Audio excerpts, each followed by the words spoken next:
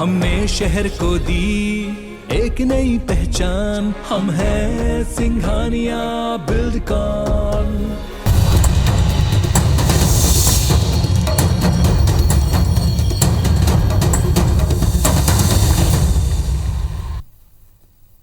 नमस्कार, मैं हूं आकांक्षा और आप देख रहे हैं IBC 24। छत्तीसगढ़ से जुड़े हमारे इस खास बुलेटिन में आप सभी का स्वागत है।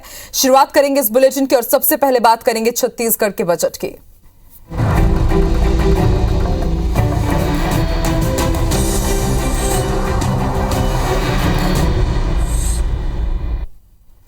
तो छत्तीसगढ़ के मुख्यमंत्री भूपेश बघेल ने साल 2022-23 के लिए बजट पेश कर दिया है। ये बजट कई मायनों में बेहद खास रहा क्योंकि इसमें हर वर्ग के लिए कुछ ना कुछ जरूर है, लेकिन सबसे ज्यादा ध्यान किसी घोषणा ने खींचा तो वो था पुरानी पेंशन योजना बहाली, जिसका कर्मचारी लंबे समय से इंतजार कर रहे थे। वहीं बजट में किसानों और छात्रों के लिए भी कई घोषणाएं की गई हैं। देखिए रिपोर्ट।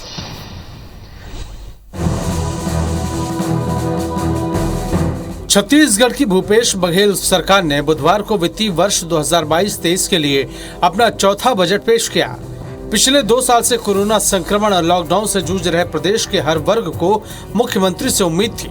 इसी उम्मीद को कायम रख मुख्यमंत्री ने राज्य के कर्मचारियों और अधिकारियों के लिए पुरानी पेंशन योजना को बहाल करने की घोषणा की। भी लंबे समय से इसकी मांग कर रहे थे। शासकीय योजनाओं के क्रियान्वयन में महत्वपूर्ण भूमिका निभाने वाले राज्य के अधिकारियों एवं कर्मचारियों की पुरानी मांग पर विचार करते हुए NPS योजना के स्थान पर पुरानी पेंशन योजना को बहाल करने की घोषणा करता हूं।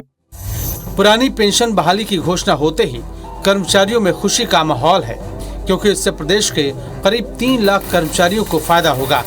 बजट में ऐलान होने के बाद कर्मचारियों ने पटाखे फोड़कर, रंग गुलाल खेलकर और मिठाई खाकर खुशियां मनाई और सीएम भूपेश बघेल को धन्यवाद दिया। हृदय से माननीय मुख्यमंत्री भूपेश बघेल जी को बहुत बहुत धन्यवाद और मैं आपके माध्यम से उनको पेंशन पुरुष का उपाधि देना चाहता हूं। पूरे छत्तीसगढ़ का 28 जिलों में कर्मचारी उत्साहित है। बजट में हमने सिर्फ एक घोषणा सुनी है अपनी पुरानी पेंशन की, और उसके बाद हमारी खुशी का ठिकाना नहीं है, क्योंकि ये सबसे बड़ी जो हमारे लिए सौगात है वो यही है। भूपेश बघेल सरकार के लिए किसान हमेशा से प्राथमिकता में रहा है। ऐसे में अपने बजट में मुख्यमंत्री ने किसानों के लिए भी घोषणा की है। राजीव गांधी किसान न्याय योजना के लिए बजट में 6000 करोड़ का प्रावधान किया गया है। धान सहित समस्त खरीफ फसलों, लघु धान्य फसलों, उद्यान की फसलों को बढ़ावा देने के लिए राजीव गांधी किसान न्याय योजना के अंतर्गत प्रति एकड़ अधिकतम 10,000 के आदान सहायता देने की व्यवस्था है। विगत 2 वर्षों में 10,152 करोड़ की सहायता राशि 20 लाख से अधिक किसानों को भुगतान की जा चुकी है। इस योजना के लिए 6,000 करोड़ का प्रावधान है। बजट में सरकार ने शिक्षा पर भी जोर दिया है और छात्रों के भविष्य निर्माण के लिए कई प्रावधान किए हैं। हिंदी माध्यम के 32 स्वामी आत्मानंद स्कूल खोले जाएंगे। PSC व्यापम परीक्षाओं के लिए परीक्षार्थियों को फीस नहीं देनी होगी। 106 SC/ST हॉस्टल के निर्माण के लिए 50 करोड़ का प्रावधान किया गया है। 11 पूर्व माध्यमिक शालाओं को हाई स्कूल में एवं 12 हाई स्कूल को हायर सेकेंडरी विद्यालयों में उन्नयन किए जाने हेतु नवीन मद में प्रावधान है। भवन विहीन 40 हाई स्कूलों, 17 हायर सेकेंडरी विद्यालयों के लिए नवीन भवन का निर्माण किया जाएगा। भूपेश सरकार ने अपने बजट में हर वर्ग के लिए कुछ न कुछ जरूर दिया है, इसलिए इस बजट को जनहितैषी बजट कहना गलत नहीं होगा। Bureau report IBC 24।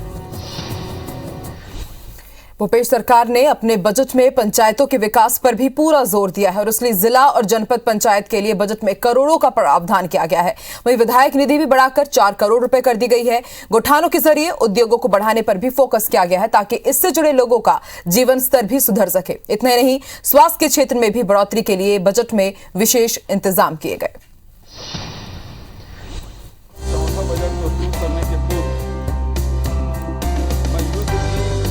Bhupesh Baghel सरकार के बजट में पंचायतों को लेकर भी कई प्रावधान किए गए हैं। वहीं विधायक निधि की राशि में भी बढ़ोतरी की गई है। विधायक निधि 2 करोड़ से बढ़ाकर 4 करोड़ रुपए कर दी गई है।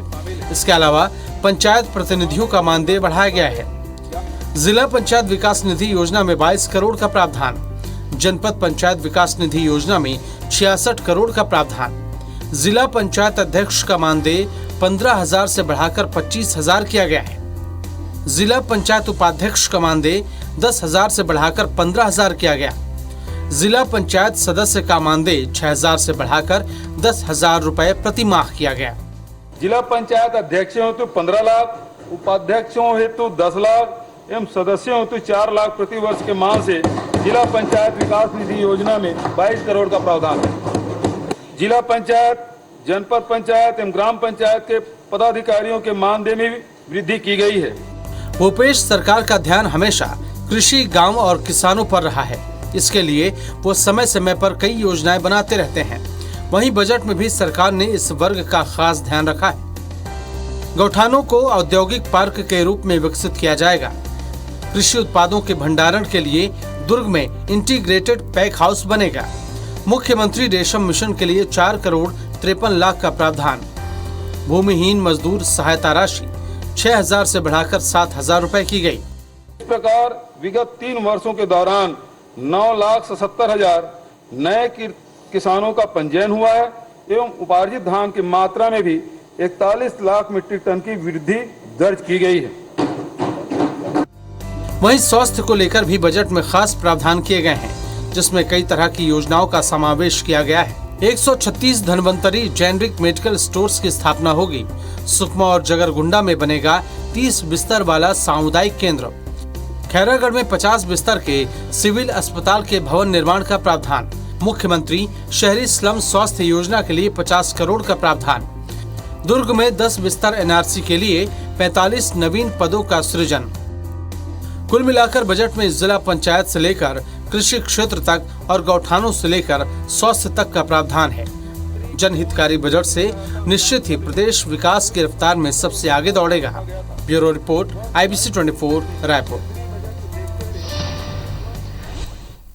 तो भूपेश सरकार ने आज अपना बजट पेश कर दिया है। सरकार के मंत्री जहां इस बजट को बेहतरीन और हर वर्ग के लिए शानदार बता रहे हैं, तो वहीं विपक्षी नेता इसे निराशाजनक बता रहे हैं।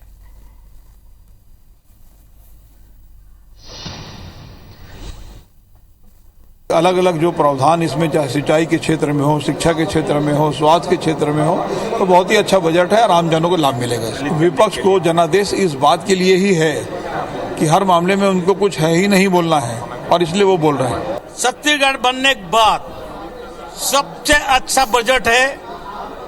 कर्मचारी पेंशन से लेके, वार्ड मेंबर से लेके, आम आदमी को, विधायक लोग को लेके नंबर 1 बजट है। पंचायत प्रतिनिधि से लेकर के जनपद से लेकर के जिला पंचायत के सदस्य और अध्यक्ष, उपाध्यक्ष सबके मानदेय बढ़ाए गए हैं। सबके लिए निधि का व्यवस्था किया गया है। सबके लिए विकास का रास्ता खोला गया है। 2022-23 का जो बजट है, जिसमें सभी वर्गों का ख्याल रखा गया है, चाहे कर्मचारी हो, अधिकारी हो, व्यापारी हो, किसान हो।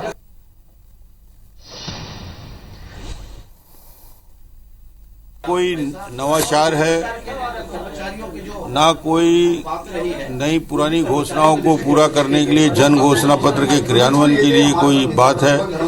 पूरी तरीके से ये बजट मुझे लगता है कि निराशाजनक बजट है। 2019 के राज्यपाल के भाषण में इनने जन घोषणा पत्र को आत्मसात किया, तो जन घोषणा पत्र इनका था, उनको पूरा करने के लिए इस बजट में प्रावधान नहीं किया गया है। और न ही किसानों को सिंचाई कनेक्शन पूरे मिल जाए, इसके लिए बजट प्रावधान किया गया है। तो ये तो छलने वाला बजट है। छत्तीसगढ़ के विकास का कोई विजन दिखता नहीं। सड़क है, बिजली है, पानी है, स्कूल है, अस्पताल है, जो बुनियादी चीजें हैं, उसके लिए इस बजट में किसी प्रकार से कोई राशि का उल्लेख नहीं किया गया। तो भूपेश सरकार ने आज अपना बजट पेश किया। इस बजट में सबसे बड़ी बात पुरानी पेंशन बहाली को लेकर है। सीएम के इस घोषणा के बाद पूरे प्रदेश के कर्मचारियों में खुशी की लहर है।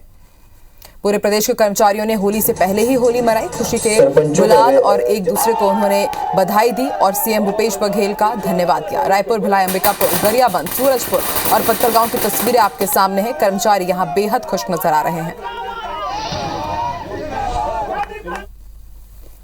मैं आपके माध्यम से माननीय भूपेश बघेल मुख्यमंत्री जी को पेंशन पुरुष का उपाधि देता हूं, जिन्होंने 2004 के बाद छत्तीसगढ़ की माटी में पेंशन योजना लागू करके छत्तीसगढ़ सरकार को करोड़ों का लाभ दिया। तहे दिल से सभी कर्मचारी हम धन्यवाद देते हैं, है ना। और आगे और उनसे उम्मीद रखते हैं हम कि आगे कुछ भी मतलब जो भी हमारी समस्याएं हैं, लंबी समस्याएं हैं, उनको जल्दी जल्दी पूरा करें। होली से पहले होली इसलिए मनाई जा रही है क्योंकि प्रदेश के यशस्वी मुख्यमंत्री ने एक ऐतिहासिक निर्णय लिया है। 2004 से जो पुरानी पेंशन योजना इस देश के कर्मचारियों के लिए बंद हुई थी, उसे छत्तीसगढ़ में आज से लागू कर दिया गया है। एनपीएस के जगह हमें ओल्ड पेंशन स्कीम, पुरानी पेंशन बहाली का सौगात दी है। उसके लिए हम उनका आजीवन आभारी रहेंगे, हमारा परिवार आभारी रहेगा और इससे हमें बुढ़ापे में जो सहारा मिला है, हमारी होली दिवाली सब आज एक साथ मर रही है। बहुत बधाई, हार्दिक शुभकामनाएं सूरजपुर छत्तीसगढ़ टीचर एसोसिएशन की ओर से।